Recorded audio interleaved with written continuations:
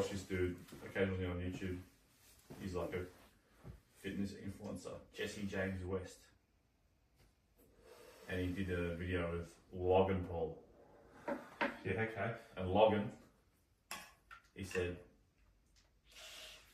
just put yourself out there, man. Don't worry about if people think it's cringe or if you think it's cringe. Just fucking do it. So here we are, baby. Welcome to the Paddock Traders, everyone. That's it, man.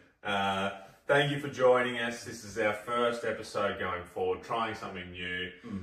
My name's Cameron. My name's Eric. Yeah, and we are two big lads that love Supercoach, Yes. but also have minimal to no idea about how to win. So here we are. I love Supercoach. I love to spend all my trades. Early trades, boost trades, get all those boosts out before round 8, fix that team because you know you set it up shit. Big time. That's me, big Bomber supporter. Always stressing out about what players to have. Always stressing about what players I don't have. What I need. Yeah. Love wasting trades, love wasting boosts. Just a good way to set the premise for that. Yeah. How many times did Max Gawn get traded out of your team last year? 6. That's not even a joke. My man was playing stock market with Max Gawn all year. Up, down, in, out, in, out. It was... I like the economy side of the game. The economy side of the game is what makes it really fun. It was great. It was great to watch. I love that roller coaster. So yeah, we want to get into our teams to show we've done 2 very different approaches to begin with. Obviously, there's only, round 0, but you can still make trade teams after that. So 5 days until round 0. The teams will obviously trade, but our approaches, I believe, will probably stay the same going forward. Do you want to start with your team? We'll go. Yeah. So I've only got a couple of years Supercoach under my belt, and I'm familiar with a bit of the jargon that the community uses, and I think the general gist of the things that I have is guns and rookies. So starting with the back line, pretty plain Jane, pretty vanilla, pretty Messiah, Wangan, Miller. Yeah, okay, yep. D1. Rozzy, D2. Yep. Connor Rosie, I should say. Sorry, I like to mispronounce names. We'll catch up, it's fine. Hewland, Gold Coast. As what? D3. So I've gone gun. Oh, wow. Rookies. Okay, guns and rookies. Yeah, no. Yep. And then, Hewland, Gibcus, Sarong, Jaches from Doggies. Yep. Taylor from Melbourne, Lindsay, West Coast. So, and obviously, some of those rookies will change going into round 1. Some might play, some might be better, cheaper versions. But I don't hate that. Like, I think you imagine both Messiah and Rosie will be in the top 6 to 8 defenders for the year. I don't think anyone's going to argue that. Pretty confidently, yeah. So it's not a terrible strategy. Like, you don't need to worry about them unless they get injured. They should be set and forget. Well, I agree, and it's just none of the primos really talk to me in the defence line at the moment. So I was happy to go this route. Pick the 2 players that I'm confident with, that I have a fair idea that they'll play well, and then I'll just go with rookies that cash generator. Yeah, no, I like it. I'll go to my defence. So Please. I did have Messiah Wangan in my team until last night, and then I said no, I want to trade him out. So he's gone. I haven't gone for the guns and rookies approach. I don't have a structured approach. I like mid prices, and I like players. I want to get a player in before everyone else that people will have. So last year was Lockie Ash. They had him in at the start. People got made fun of me. It was great times for the first few weeks. People were ragging on me. But he became top 10 defender throughout the year. So I've gone again for Lockie Ash. He's in a low percentage of teams. People aren't backing him to go back to back. But he's he's a Vic medalist for the year in that state of origin. Same as you, number 2, Rosie. We love him, Connor. And then my Messiah Wangan Miller trade went to Tom McCarthy from West Coast, the defender who has now getting midfield minutes. That sounds like a pod. It's not as much of a pod as you think.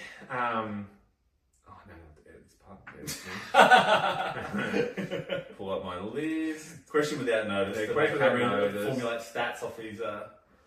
Tom...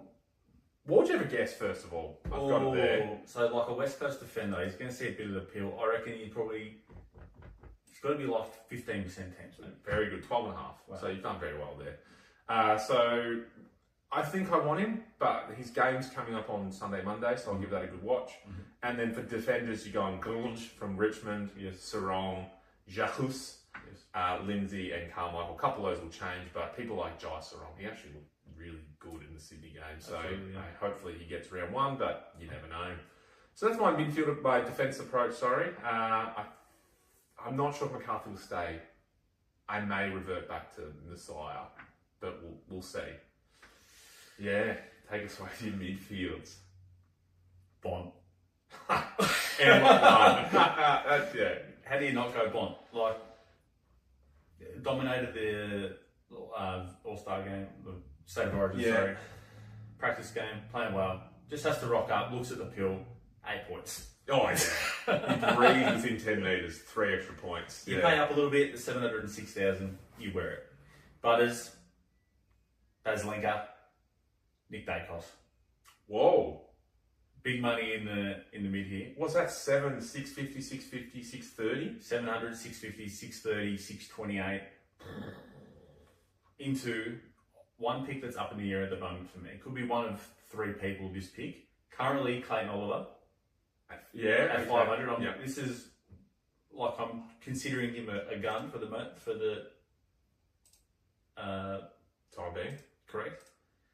Into Dersma, into Jagger Smith, who's a gun. Oh, into Will Brodie, Port Adelaide. Yep. Rookies Sharp, Rechko. I can't pronounce his name. From Richmond there. Yeah. And then I have Carmichael in my mid for a bit of Carmichael Hunt back on the field. Wow. Yeah, just for that little bit of DPP kind of flexibility in the mid there. Because you've gone in looking at that, you've gone for the Guns and Rookies approach. You've gone for those 4 big names. Correct. Clayton Oliver. Yes. Is he getting classed in that gun primo for 500k? He's got the history. Yep. Okay. And his team structure at the moment is everything's going his way at the moment. Yeah, with the injuries. Correct. The midfield minutes. Yeah, I don't disagree. I do like the approach because you would imagine that the top 4 that you've got there and would be locked for the rest of the year. You shouldn't. They should be top 12 of the midfielders this season. Like worst case scenario, they're like top 16. And even then, you're probably going to hang on to them. Like, what are you going to trade? You're not going to worry about they're not going to be panic traded out. Yes. At any point. And then Clary, he just played his pracky game the other day. 83 Supercoach with 63% time on ground. Gave away a couple of clangers, which would have probably scored out a bit. So, with those numbers, I'm happy that he's sitting there at the moment. Also, it was piss and damn's rain. It was awful to watch. And he, in the second quarter, he got kicked in the hand. And he stayed out there, but for the next 10 minutes, he was kind of holding his hand close to his chest. It was like he was in a lot of discomfort, but was trying to prove something, I think. But, so he probably played a bit lesser as well. But how much game time did you say? 60? 63%. Yeah, that's actually a lot better than I thought. That's a lot.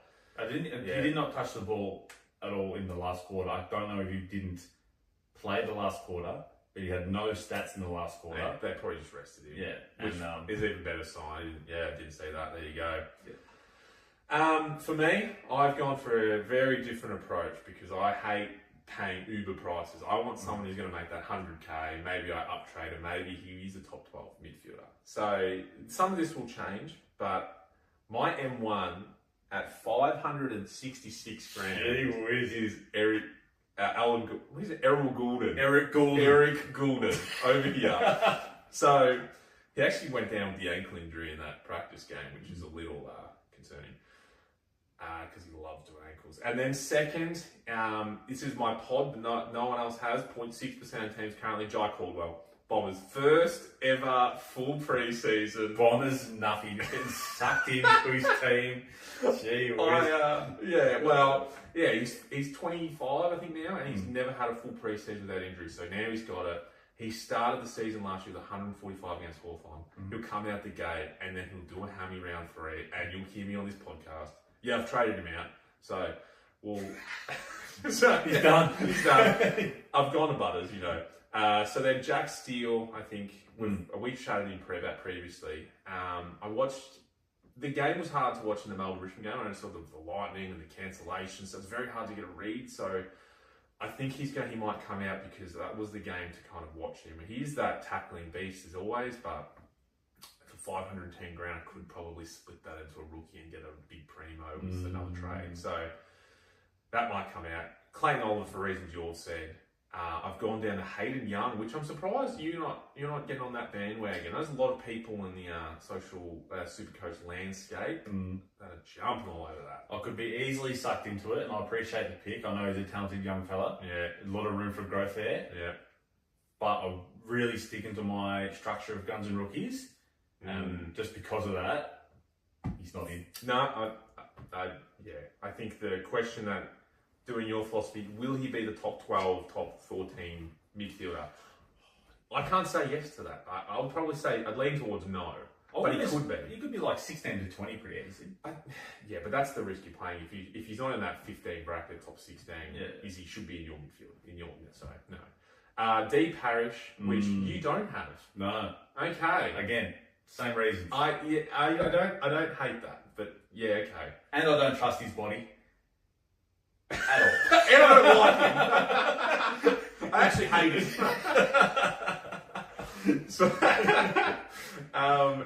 Rouston in Harry Rouston or H Rouston in M7, so 271 midfielder. He played some rookie last year, played some good football towards the end of the year. GWS have a plethora of injuries right now. So he played a good game in the wet. I thought he got over his head over the ball, and that was enough to make me keep him in my team. He started in my team. 271 feels like a little bit of an awkward price. It is an awkward price, but I think he had like 17 centre-bounce tendencies. So that's pretty good, I would say, for that price. And he looks good. Dersma, so my midfield is I got 4 players between 360 and 200. 4 players, that's a little bit concerning. And then bench, D Sharp, Bodie, Finn McRae. They may or may not change depending on what happens. I hope Finn gets a game and plays well. We loved watching him at Collingwood, the 3 games he got on the field for. Correct, yeah. So we'll see how that goes.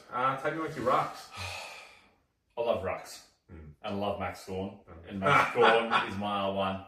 And for all the reasons we know, like, he's just the pinnacle of Supercoach scoring. He just doesn't age. And he showed it again yesterday in a practice game. Like, it doesn't need... Or he can score in any different avenues. He's getting down back, he's getting up forward, he's kicking goals, he's intercept marks, he's ruck work, he's all around the ground, he's a fucking beast. Lock him in. Yeah. I'll probably trade him out in 2 weeks. when our seats price is going down, I can keep that money. That'd be good. And another pick that I'm not so confident in at the moment, it could definitely move to a different player, Sherry. Just not a lot of confidence at the moment. Is it this to do with the new ruck rules, which we'll get into a bit later? Yeah, I think so. Okay. Just not as agile as Max, just doesn't have a few traits and characteristics that the new ruck rules might favour. Yeah. So a little bit up in the air about Sherry, but it could change. And then Reedy R3. So with Sherry, if you, top of your head, question that knows, if you were to trade him out, is there a third option that you're looking at that you want him? It'll be either English or Jackson. Someone a bit more mobile. Yeah. Yeah, okay. No, I don't hate those. I think they're very good picks. I think that's the majority of what people are going with. People are trying to set and forget. I also want to set and forget, but I've gone, I don't like primos. I want to be different, is what I'm aiming for here. I say different, they're still pretty high picks. Luke Jackson is my ruck one, R1. As you were saying before, very agile. He looks like he might get some midfield minutes. Maybe it might be more much. He got some in the State of Origin game. They talked about him training throughout the year with it, so that could be interesting. And my next one, I watched State of Origin, and this became a lock instantly. Darcy Cameron. Is it Darcy? It is Darcy. From the Pies. Hot Pies. Pies. Hot Pies. Decam. So I liked how he looked, and I just don't want to put Gawn or Cherry in. Every year I say Gawn's got to drop off, and then he puts on another All-Australian blazer at the end of the year. So this is the year he won't get one. And then I've got McAndrew as Alan McAndrew from Adelaide, as I think he will get game time with O'Brien being massive and slow with these new ruck rules. There are a few R3s that are floating around at the moment I think could get some game time. Yes. And I'm keen to see who the pick of there is and who does really well, because I love ruck. Yes. We'll talk more about that later. Yeah, absolutely. Forwards. No surprise, Sheasel, R1. F1. If you didn't have him in your team, sorry, if you didn't have him as F1, we wouldn't be doing this podcast. It's Like, I think yeah, that's correct. yeah. I know I'm a nuffy, but Not that much. not that much. Track, Yep. F2, played pretty well on the weekend in his practice game. Yeah. Like, didn't try his heart out, scored well enough. Yeah. Flanders is the rule break to my guns and rookies. I just can't not pick this guy at the price he's at. 396k. He's probably a gun, and I reckon he's gonna be top 12 forward, like at a very minimum top 12. Yeah. Okay. And I had to pick him. He's just too juicy, tantalising to not pick. Yeah. The only rule breaker. Like it. Jamara, Does that fit in the category? Is that a rookie price 214? 214 is it rookie? It is cheap. I guess Dersma is a rookie at 203, so I would say it's rookie price, the high end. And Jamara's on the chopping block actually, because after the Gold Coast game, I think he kicked 2 goals and had a couple of kicks. Probably his average influence, or what you would expect would be an average game. He didn't score too well. No. So I'm going to have to reassess this pick and come back to it at another day. Philippou, Dev Rob, S. Draper, kick it from Freo. Kick it. Kick it. He's just a 99 K forward mid. Oh, yes. And then flex? And then flex is Grilch from From Richmond. I just have a rookie sitting there. No, that's So like forward line, pretty standard, pretty basic. I don't think there's any great surprise there. Like I said, Jamara's up in the air. Like I'll find another pick there. Still got 100 grand in the bank. I was about to say, how much money in the bank? So 99,000 in the bank. So like there's room for. You could make Darcy Crash work. Yeah, I like that. I like it. Look, very similar approach in my forward line. I've gone Cheezel, Track, so big ticks. And most people that know play Supercoach are going to have them. Track's 92. I think he played well. He didn't like the house on fire though. I didn't go, oh wow, that's Track from a couple of years ago. So I wonder. I am thinking of not starting him, but I think it would be a big ballsy move. And would it pay off? Like, who's going to be better than him? I don't know. Last year, he sucked a lot of people in. I know it was at Melbourne, the whole culture thing. And he only averaged in the 90s. It wasn't a hot year. So, he's on a watch for me, to be honest. And then I've gone Kay Pickett. I love him. I had him, real quickly, he was the first player picked in my team. And then he went out and had 20 whatever and 5 goals against North Melbourne. And his percentage, he is now in 35% of teams. And that makes me sad. That is very surprising. Not as it was like I think it was the single digits. I'm pretty sure, and then just so I was a bit flat about that. But well, like it speaks to the slim pickings of the forward line. Like if someone stands out and has that good game, like I think so. If Hugo Hagen did something like that, it would be the same story for him. Flanders can't go past him. I've gone Already on field. I think there's enough there. I don't like to get 60s to 80s possibly. He's got a. We'll see though. I actually think he might be a stayer for a little while in the forward line. And then just Archie Jones, Dersma, Lombard. I need to bring in, there was another rookie that you said. Who's your forward rookies again, sorry? I have Kickett from Freo, that's Leon Kickett. Yeah. And also S. Draper from Adelaide, who is noted as injured at the moment. It's a groin soreness, so up in the air. What was the other rookies on field, sorry? On field, I beg your pardon, Dev Rob from it was Brisbane, now West Coast. Yep. And Philippou. And yes, so both of those. I had Philippou in out. We'll be watching the game this weekend to watch him again because he looked really good in that not community game. And then Jagger Smith on field for me. You've got Jagger Smith on field? Yeah. In midfield. I think you have to. And just talking about Track a little bit more, like over his game just gone where they played against Brisbane, they lost by 20 points. Yeah. 24 touches, no goals, one behind, 82% time on ground, and he still scored a 92. So, like, if you're copping that week to week, like he's in a losing side against the fantastic mid, you get a 92. It's not destroying you. Yeah, no, exactly right. It doesn't destroy you. I think from mine, because I want it to be a little bit different. 520 grand for 82% on ground, 92. Like, if that was week in, week out, as you're suggesting, I could split that and I could get him out. Everyone's copying 90s, and I could split that into some better scores with people getting better averages. Whether it's the McCarthy going to Sire, whether it's turning a rookie into another better player. So that isn't a genuine option for me, track to go out. Might sound stupid. It probably won't happen. I don't know if I have the goal to do it. And now that we're documenting it, imagine me looking back in round 6 and he's averaged 135. Yeah. And so as we speak, 47% in 47% of teams. So it's a big anti-potty jet. Yeah. So, I mean, we'll come back next week. Maybe I'll do it for some, maybe we'll see. Maybe I'll do it. It'll be a bit funny.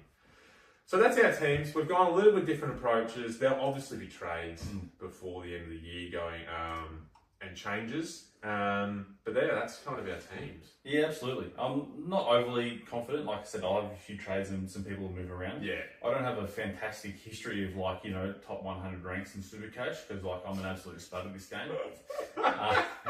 But your first season, you've never done it before. You came in. Did you finish? No, the first season was top 20%. So Okay. I was just getting a grasp on the game. Yeah. And then every season since has been top 1%. So So you know what you're talking about. I've got a rough idea, but I haven't had those really top tier ranks that some of the Supercoach community have. They like the top 100 or something. Yeah, the top 100 guys and that. If you're after some really quality insight, it's right here. It's right here. Yeah. The higher you go depends on how many times you sell Max Gorn throughout the season. There is a direct correlation to that. Or bring up the graph, it'll be up there somewhere. So because I love ruck, and the ruck rules have changed, and it's causing a bit of discussion, a bit of worry about the picks in the Supercoach ruck line. Yeah, absolutely. Let's talk about what exactly these ruck changes are, as per a quick Google search that Eric's done. Right this second. So for the 2026 season, the new ruck rules prohibit players from crossing the centre line to engage their opponent before the ball is tossed up. As we have seen, there's been a few howlers in the practice games, a few free kicks being given away at centre bounces, and everyone's scratching their head thinking, what's going on here? Yes, questions about notice. Yes. So they can't cross the line, that's what it says, or cross the middle. Does that mean aerially, or does that just mean on the ground? So could I, theoretically, Superman, into someone, tap the ball? Prohibit players from crossing the centre line to engage their opponent before the ball is tossed up. So I can. So if the ball's, I can do whatever I want, basically. Yeah, I think there was highlighted in the practice games where the umpire tossed the ball up. The players had engaged each other, crossed the line, and they were still giving away free kicks. So heads had been scratched. What's happening? Yeah. So you can't cross the centre line at centre ball ups. The ball is only going to be thrown up. Yeah. And the aim of this is to reduce wrestling and reading. The centre bounce has been scrapped in favour of the centre thrower to reduce inconsistencies and allow better monitoring and positioning. Nominated ruck flexibility. Around the ground, umpires may now restart play without a specific nominated ruck being present. And I think we're all happy about that. It makes sense. Don't know why this wasn't brought in 5 years ago. If there's 3 people on the one team go up, 3 to the other team. Simple as that. Interesting enough, with the ruck rule, I was reading that the umpires have been practicing, because now with the ball up and that sporadicness with the throwing it up, they need a new terminology. What we're going to go, can't wait for the first throw up of the game, bounce of the game. They need to change. They need to have a terminology. AFL has to work on that, come back to me something more exciting. But they're throwing it up, they want to reach 7 metres on average every time. So there is this consistency, and they've been using the umpires. The clubs have been reaching out to the umpires that are obviously going to umpire the game to come and practice throwing it up for the ruckman. So some of these clubs have been using it a lot more than others. But I just find that's pretty interesting that they're trying to get that 7 metres. So I guess, players should be able to premeditate a bit more exactly where the ball's going to be, which could lead to a better spectacle if players know what's coming. We'll see. And then all these changes aim to promote aerial contests and reduce, though not eliminate, heavy wrestling. So this is a concern with those Supercoach picks, those heavy wrestling rucks, your Shrek Darcy's, your Cherries, who isn't in my team at the moment, may not score as well. Their hit-outs to advantage, because they're just big, strong boys. They got a lot of their points from their hit-outs to advantage. Yeah. Might not score as well. Yeah, so is that around the ground too, though, what it said? So if it's a ball up from the boundary, there's no engage. I can engage once the ball's in the air, so it's just the centre bounce. Is that correct, though? I'm unsure about that. So, around the ground, if the umpire throws it up, at what point the rucks are allowed to like start wrestling with each other. God only knows. Yeah, and I think that's the confusion. Like I'm not going through and diving through every single individual rule and calculating and talking to the umpires. So as like a supporter, you just want a clarification. Simple. This is what the rule is. And then watching the game, we saw an instance with Brodie Grundy that has done the rounds on social media where he fakes going into it, and you just watch Nick Manning jump over the line, and the umpire calls a free kick. And then is that where we want the game? Is that where the game's going? We're going to have players pretend to go for the rucks. The ball just goes up. And they're both just psyching each other out. The ball just drops to the ground. Like, is that? Look, it's hard to say. Where are we going? Like, these are elite sportsmen and the creme de la creme, so they'll all come up with their own ways to manipulate the rules and like Very good point. play in a way which best suits the new rules. So we'll see how it evolves, and only time will tell. Yeah, no, it is, and I think that is why people are going for that mobile ruckman. Well, it's the exact reason why I've gone for 2 mobile ruckmen. Yeah, and yeah. Like guys with like proven scoring histories, like your Tim English, who you can easily get 120. Mm-hmm. They play in a way they get around the ground. They're not dependent on wrestling in that. Like those guys, you can pick with some confidence. I think. If we look at the one example from last night, so very small data sample, English versus Meek. Meek being big boy, big wrestler. English thin twink, love the boy. Twink. I think English got like 140 something, 143, and Meek went 57. And that is a one small example. You can't base your whole gameplay off that. Don't trade your team out just because of that one game. Cameron panicking. So that could be a sign of this new ruck rule, but probably surely not. That's a huge difference. So massive. Take that as it comes.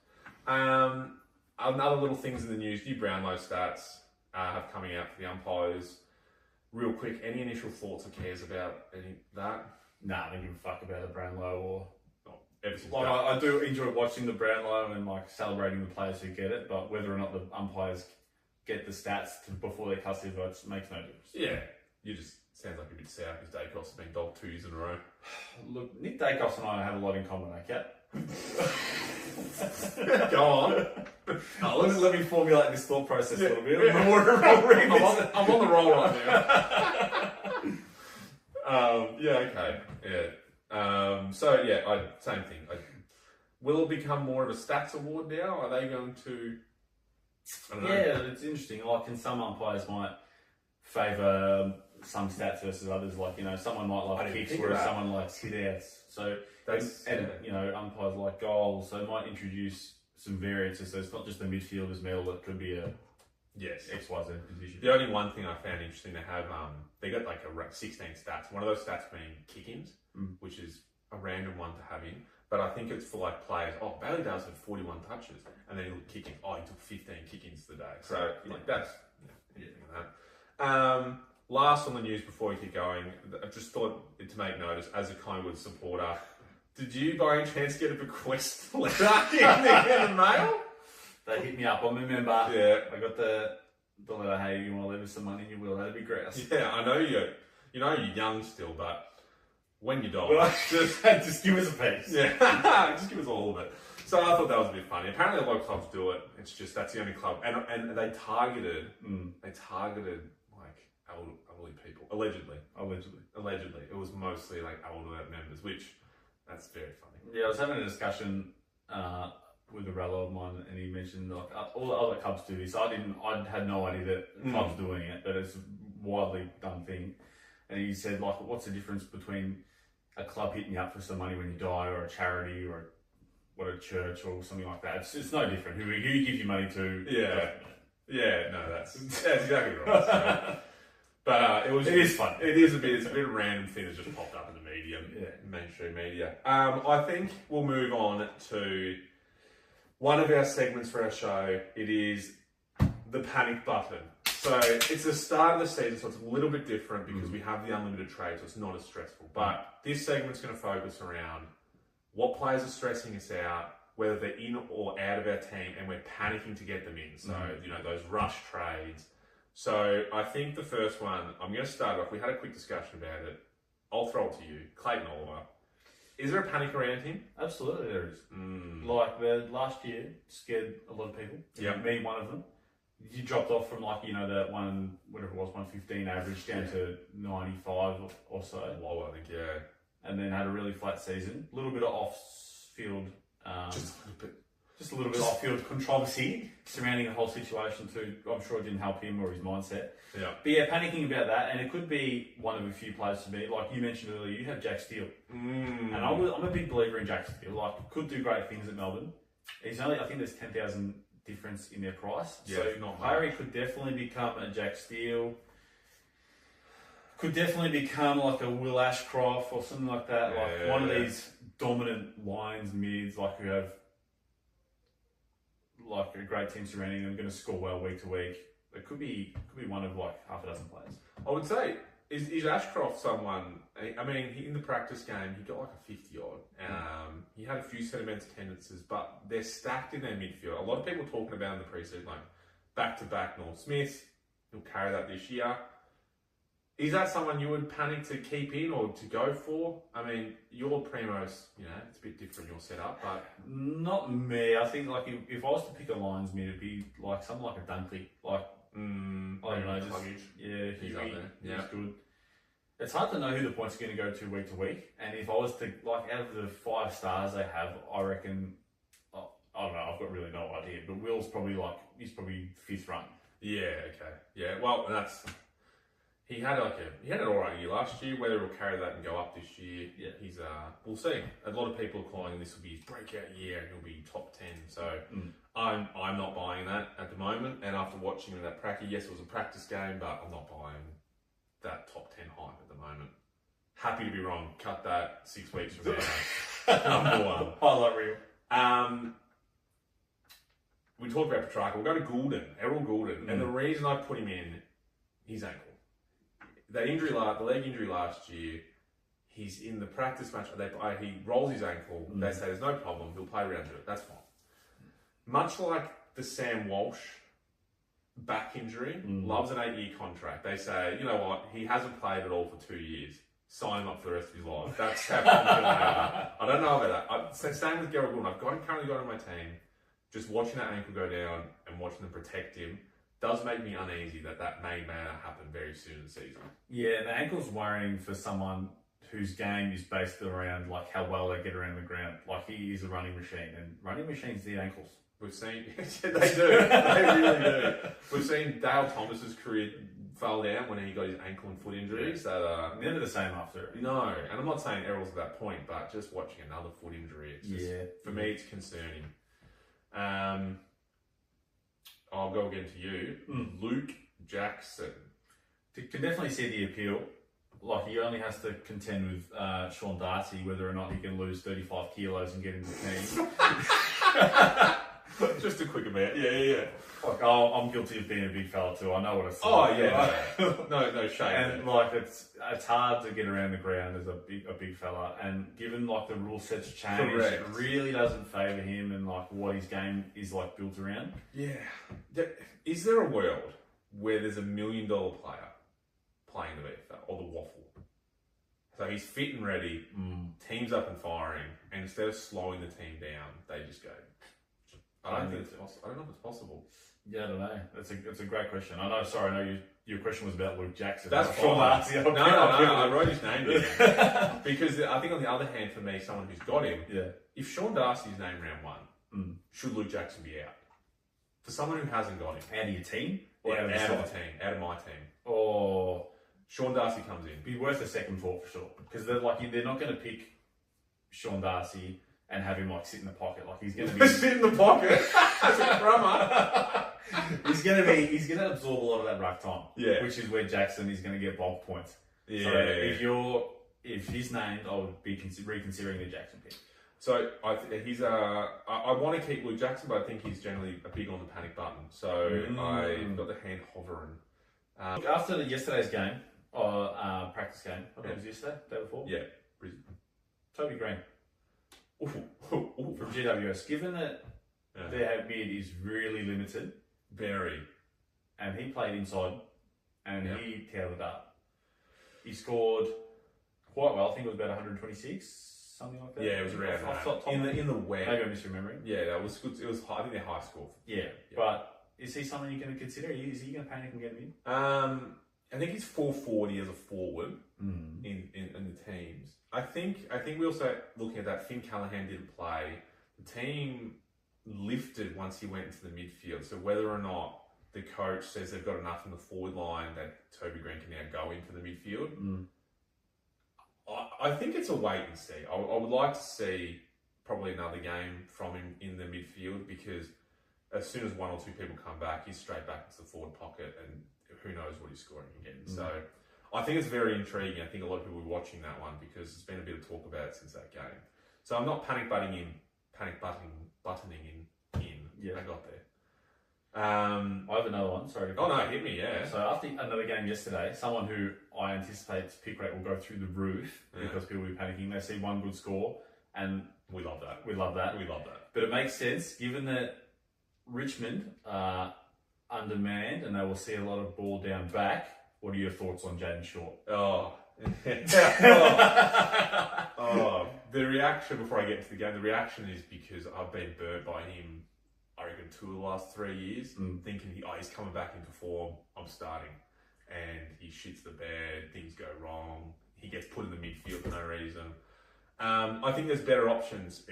I know, and the game like yesterday, it was like the Lightning and the Bandits, so the scores are very out of whack. So I think that is a consideration. Although he was the best on field for Richmond today, I'd be looking to someone more like Sam Banks, which is the future of the Richmond Football Club's defence, and he looks really good.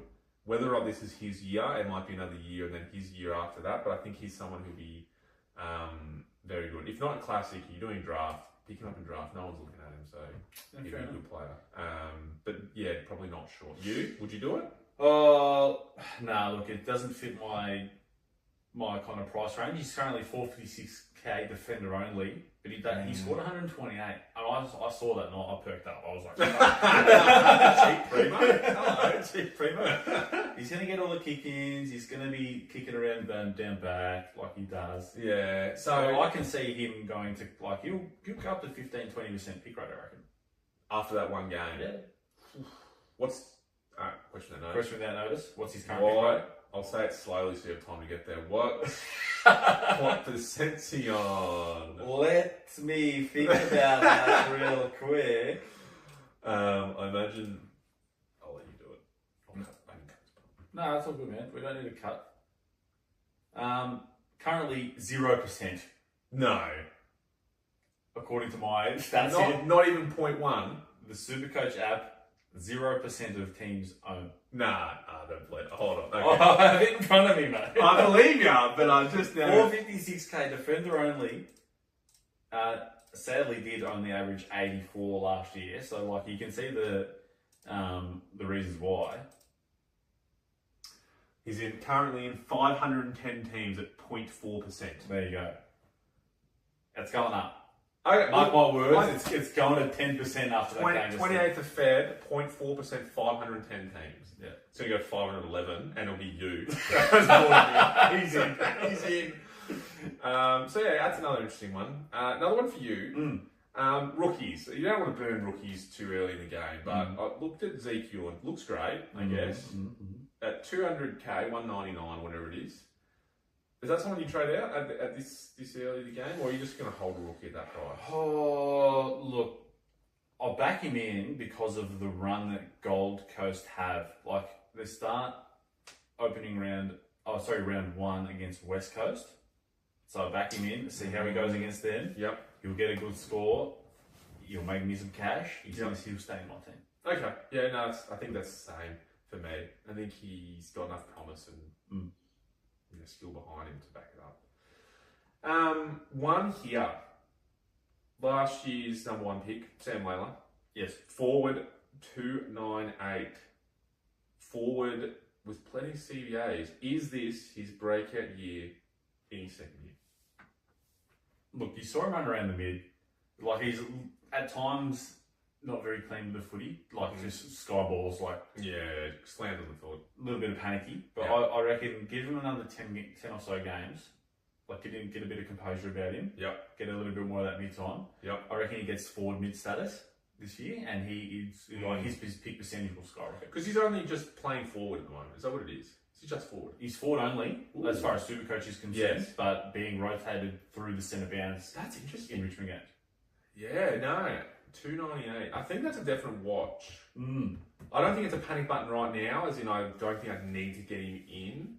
And the game yesterday was hard to take any Supercoach out of that. Yeah, I'm hearing it.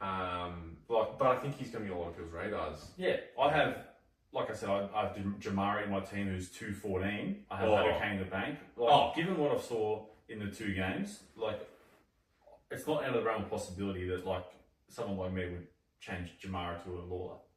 Yeah. Pause.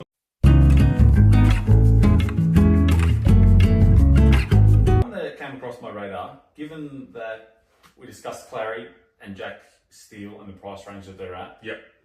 Sam Walsh, okay, lit it up in the practice games. He did. 543,000, I think it is. Yep. Talk to me about it. I'm going to say what the majority of people are thinking that would hear this and say, he's back. Is he in that game as well? He came off in the first quarter with, mate, it was a tightness or soreness, and people's like, there it is again. They've signed an 8-year contract. First quarter, he's already off. Comes back on, still dominates. I think there is that. Are you risking the injury part? He could be that. He could be a 700k player. He could. Will he though? And like, I'm hearing that, and it's a sound thought process, but at the same time, like, if I'm going to consider like a Clary, I'm kind of having a similar risk factor. Like, you know, is he going to break out? Is he just going to sit around that 95 average, or do I roll the dice with a Sam Walsh or a Jack Steele around that kind of 500 to 550 price range? That's actually it's a very good argument. Interesting that you've gone the rookies primos, and now you're talking about roll the dice for someone who's injury prone. I'm just panicking a little bit after our discussion. I might rethink my whole team structure. Tune in next week. I've got a different team. I think it might be for serious consideration. They get to play in round 0 as well, which is great because we all get to look at Carlton's team. He's one that I've got on the watch list though, because as you said, I've got Steele and Clary. One of those can just out for Walsh if I really want, which is possibly an option. Absolutely, and he's like known scorer. Like has started at I think 600 grand a couple of times when he was healthy. Yeah. Oh yeah, great player, fantastic. Last year averaged 100.5. Did he? Yeah. I would have said that's a bad year too. Maybe Absolutely. Maybe he is coming into my team. Last year he started at 580, ended at 502 after a little bit of a downer end, but still averaged at 100 on the nose. Okay. So, look, I'm here for it. Yeah, no, that's for sure. He's in. Okay, we've locked him in. We'll make that trade off screen. Someone that I know you had some interest in, Mitchell Edwards from Geelong, the 119k ruck only. Look, he's definitely an attractive pick, like in that kind of same category as Reedy and McAndrew and the young fella from Essendon. Please, Blackiston, Blackiston, the 296 defender. I think he's a ruck defender, no? No, not yet. Not He yet. is playing ruck for Essendon, but he's currently defender. Misremembering. So in the same category as that, like Reedy kind of bloke. So you could flick your Reedy forward, have Mitchell Edwards in the ruck. If he stays on field, because Geelong's ruck stock's not fantastic. Their ruck stocks are Reece Stanley, who's 93, close to retirement. Blitzards, who's not actually a ruckman, and STK, also not a ruckman. They're forcing them to be ruckmans. And Toby Conway's injured again, so they don't have rucks. And Shannon Neal, if he pinch hits in the ruck every now and then, I think he might also be injured. He's done PCL from the ruck injury, from jumping knee to knee. So someone like Mitchell Edwards, if you can stay on the park, he'll make money. Like he'll double his price, no drama. I think it's a very good point. It's just knowing Geelong and Chris Scott loves a last minute trade out, last minute out. So I remember last year I started Nevitt, number 10, midfielder. He looked phenomenal in the practice games leading up, the Amy Cup series. Plays round 1, does real well. Round 2, sub. Round 3, not in the team, and you're just sitting there going, what's he done wrong? So will Chris Scott do that again to another upcoming player? Who knows?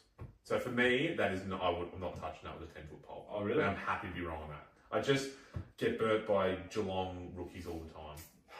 Fair enough too. So- I do remember like that Nedved on the bench being kind of painful. Oh, Like looking the at it dead now. rookie. Yeah. Oh, the dead rookie. Just to me. One of your favourite players, Yes. so it's hard not to leave him in. Isaac Heaney.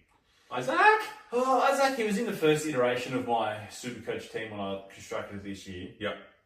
Love what he's about. Yeah, Yep. pay up a little bit for him. Around like 6'10", I think he might be. Looked real good But- in that game. 100 Supercoach in his practice game just gone 65% time on ground, playing mid only. Was it only 65? 65% time on ground. Yeah, but One. that's fine. That's what I'm And he's saying. still Like turned up. in a regular season game, he might get 80, 85. He will, yeah. He's shitting in hundreds every week. Oh, he might be in. And he's also known to go forward, kick those big time goals. Like kicking 2 or 3 a game is not outside of the realm of him, a possibility for him. He loves scoring 140 and stitching Cameron up. Yeah, he loves it. Yeah. Loves it. I still look back at games when I didn't have him a few years ago. Oh, He was on 30 night, 3/4 time, and I was having the time of my life. And then he had a 90-point quarter. And just like, yeah, go to bed, have nightmares about it. yeah, just going to bed, sweating. So Oh. I think that's good. I think Errol Gordon coming out as well, so there's more midfield time for Yeah. him in that game. I was battling picking my primos, like as they currently sit, like, you know, Bailey Smith could be a Heaney. And like I have to do some more research about the buy rounds and like what I need to be to be concerned about. Yes. So like the primos there could swap around. If Heaney benefits my buy structure a little bit more, then he could easily come in. And I'm just going to throw it out there as we go to air right now. Yes. Is there calf news around Bailey Smith? Yes. Okay, There is. As we speak. It did. Noted on the Supercoach app itself. This is my new source for Supercoach. Yeah. I don't Google things. Okay, so it may not be brand new. Yeah, we'll see. Calf subject to fitness test. Okay. Oh, that's fine. That's Yeah, we'll see. half my team say that. Smith injury. Edit that part out. Worrying news about Bailey Smith as Richmond, North Melbourne cop major injuries. Nah, Bailey Smith was suffered 3 days ago. Oh, so this is. Oh, yeah. Relatively recent. Yeah, okay. I thought that might have been just like something like. Oh, I like this. This is us finding out live together. Yeah. Catherine is at a race against Time First Golf was 10 days' time. Yeah, right. Okay. So he could be in and out. I mean, he was a great. It's weird because last year he was in everyone's team, everyone's forward, dominated. One of the best players. Yeah. Question I know is what percent of teams are he in this year? As Linker, Yeah. that's a great question, and I will tell you in a very brief. Because like this is the thing that, and I do it most years. You have these players in that do really well, and then for some reason, he's only in 5% of teams. So last year he was in like you're talking 60% team plus. He was in everyone's team, dominated, and then the next year rolls around, and people just think, "Oh, I had him last year. I don't want him this year," or "Oh, he can't back it up," but he will. Yeah, he'll back it up 100%. Yeah. I think it's just more that mid structure. Like there's mids that are in front of him, and you know, is everyone going to pick Baz over Dave Cosbutters Bond? Probably not. Probably not. No, it's a very good point, that. I'll round out some of these last panic button ones. Someone that I liked from their Pracky game, they did get dominated a little bit, but he was a standout player from their team, was Jai Newcomb. 132 soupy, 6 clangers. Yes. He was the only Hawks player worth looking at. Not the clangers, the second stack ago. Just so you know. 6 clang. No, but it speaks to, you know, he had A lot wasn't a perfect game. Still scored well. Are you for me to know? No, but like, he's in the same category as that Clary. Like, you could pivot from a Clary to a John Newcomb. How much was he, sorry? I think he's about.